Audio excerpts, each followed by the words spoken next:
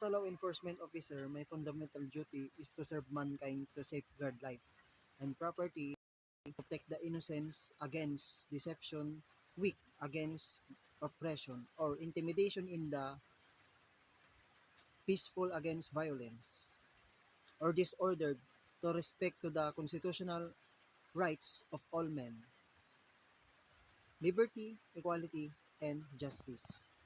I will keep my private life. I will keep my private life unsullied as an example to all.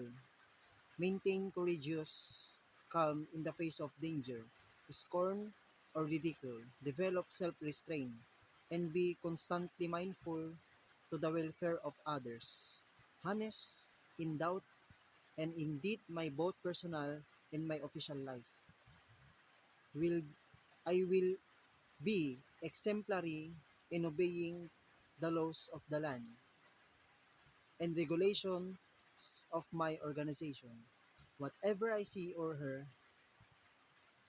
whatever I see or hear of a confidential in nature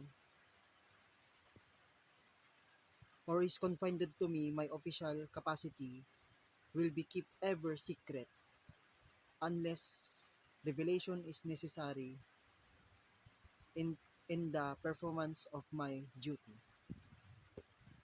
I will never act officiously or permit personal feelings, prejudices, animosities, or friendship to influence my decisions. With no compromise of crime and with relentless persecution of criminals.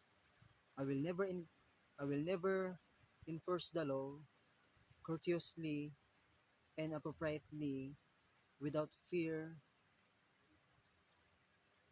or favor, malice, ill will, never employing unnecessary force or violence, and accepting gratuities in return. I recognize the badge of my office as a symbol of public faith, and I accepted it as a public trust to be held. So long as I am true to the ethics of police service, I will never engage in act of corruption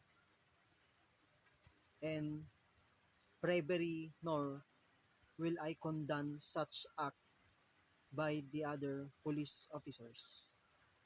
I will cooperate